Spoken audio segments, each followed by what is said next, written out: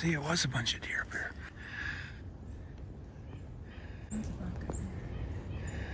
So walking up the trail here, these guys don't seem to be bothered by us too much. We are 80 yards from them. They're up on the move because of the storm coming. There's another one coming up out of the woods now.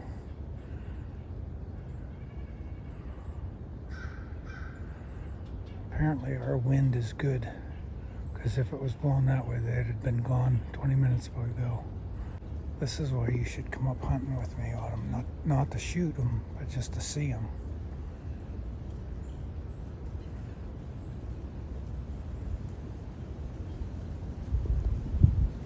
Sorry, I'm a little bouncy on the camera here, but yep, there goes our wind. No, our wind shifted directions. Feel the wind at our back now? Mm-hmm. As soon as that wind shifted and blew their way, they smelled it and left. Well, that was exciting. Well, now that hunting season's over here in PA, I can go ahead and get my feeder back out, put it up in the backyard. The ground has been frozen for a couple, 2-3 weeks now. The deer have a hard time getting down into the grass and all that, and that's when I like to put this feeder out. It needs a little bit of work. Got some boards that have come loose on it, some screws that have come out. I've had an instance where I had a big buck come in and got his antlers caught in here, pulled back and tipped the whole thing over. Let's go ahead and get this thing set up so we can get it out, get some feed in it, and see if we can actually catch some of these deer on film.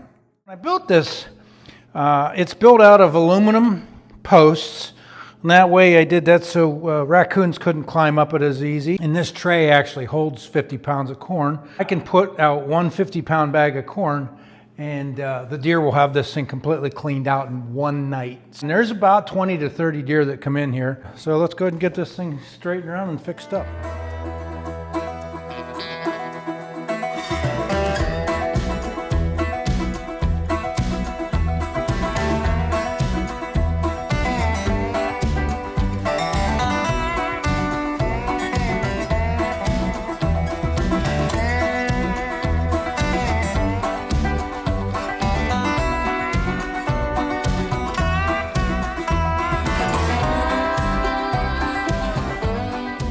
The oldest piece of junk 2x4 I could find. It's actually got nails all through it. Yeah, for some reason I keep stupid stuff like that around. And it actually sticks out further, so when I tip this over into the back of the side-by-side, it'll hit this edge here rather than hitting that.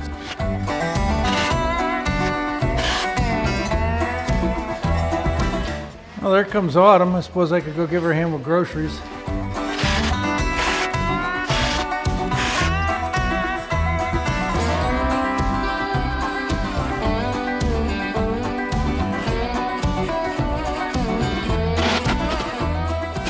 It is kind of hobbed together, but like I said, it just needs to hold the corn from spilling out. Can a raccoon reach up there? Yeah, but I don't see a whole lot of raccoons running around in the dead of winter and middle of January and late February.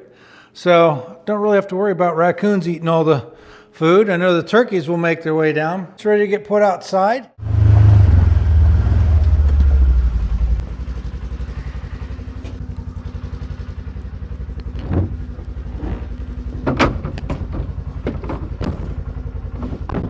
Just got to get it over that ledge. I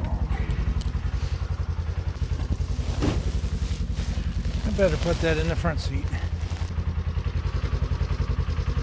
That ain't gonna slide out. I don't need this strap. Famous last words, as it falls and breaks everything I just worked on. Alright, so if you're wondering, I'm gonna put this right up back here. And guess what? I guess I did need that strap, because look what just fell out. Well, that sucks. Well, dang it, I guess I should have trusted my gut instinct on the thing and figured it was going to fall out of there. Oh well. So I went and got the strap. What I probably should have done to begin with. I don't have any idea how in the world it fell out of there with as tight it was in there. Not everything can be edited to work out perfect. Neither will this one. The reason it did that is because there's a hill right here that just pitched her right out the back. Of course it did. I hate straps. Always seem to get tangled up. Well, now I can say that ain't coming out of there. That ain't going nowhere. All right, let's haul back in. I like to put it, it's just about 30 yards from the back of the house here. I like to put it in these trees a little bit so you can see it out of the back windows of the house, and they feel comfortable coming into the feeder right here. There's tracks down here from the deer, and this is usually where I have the feeder. So I think that these guys remember where it was from last year and have just come down looking. So hopefully it will not take very long at all for them to find this. I'm thinking that maybe even this evening. Now it's been a year since that feeder's been out, but hopefully this evening they'll be up here and find this. So that way my father-in-law down over there can look up and see him as well. Let's go ahead and get this thing unloaded again. I probably should have just cut the strap off and backed up really fast. Seemed to work when I left.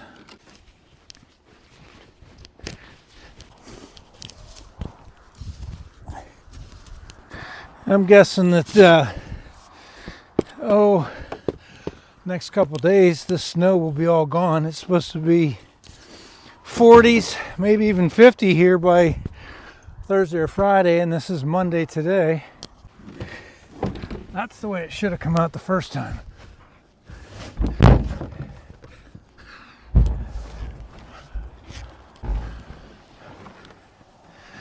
And I always turn it this way so we can see the deer come in and eat out of it, and the winds and whatnot don't blow in. Westerly winds come from that direction over there, so when it blows the rain and stuff in, it doesn't blow it in to the corn here. And the ground's too frozen to kick it in the ground to level it out. Seems like a lot of work, but I really enjoy watching the deer come in and feed. And I usually kick a little on the ground here. So there, that's 50 pounds of corn in the feeder. Spread a little on the ground to get them smelling a little better. And then I can watch them through the back window here. And as soon as they come in, I will update you. It's usually pretty fun when they come in during the middle of the day. And they do tend to do that when they can't get the food anywhere else. So stick around and we'll throw some video footage in here if they start showing up to eat the corn today or tomorrow. Well, right there's the feeder, and it's not even dark yet. I put that out about 5 hours ago. Now, if you look through the woods, there's about 15 of them moseying their way through over here. They're all over through there. So hopefully, before it gets too dark, we'll be able to capture some video of them coming into the feeder tonight. Because my guess is they are hungry. Well, I know the lighting's not the greatest because it's just about dark, but they're all out there, and there's about twice that many still up in the woods. These guys should be over here any time to find the corn feeder. They want to come over, they're just not sure.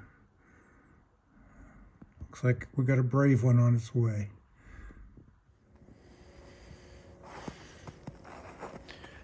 Well, I'm back out here the next morning, and you can see there wasn't any tracks at all yesterday. They've got all that cleaned up, and they've eaten probably half of what was in there now. So they were hungry. Just look at the tracks of them coming in and out of here. Everywhere. So they all come in and filter out through the crab apples over there. Come in, they take their turn. eat, wait around, tromp down the snow, down through the yard over here, down around the front yard and everywhere. So yes, they were hungry.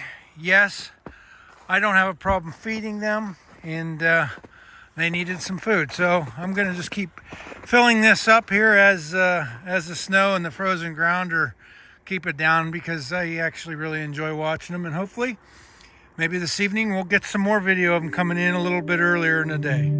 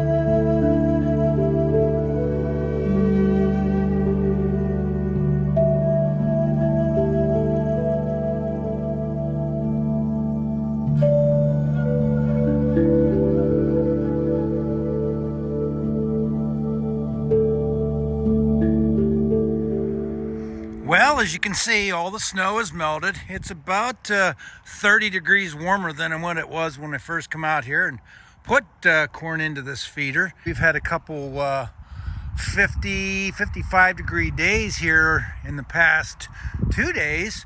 And so that's really thawed the ground out and melted all the snow. And as you can see, the deer have been in. And once the snow's off the ground, they can get down into their natural food source. Why they kind of stay away from the corn, eat what's left on the ground of acorns and crab apples and all that stuff. Some of you might not agree with feeding them. Here in Pennsylvania, you can't feed when you hunt. A lot of other states you can, but here we don't. But for those that think of the CWD, the chronic waste disease and things like that, I don't know that that's really an issue here. I can get 20 and 30 deer eating out of the same apples that are all over the ground, and they don't seem to get it from that. So I don't completely understand the disease. I'm sure somebody in the comments will let me know, but have been doing this for many years and don't have an issue with it. And I think with that being said, I will leave you with last year's feeding frenzy.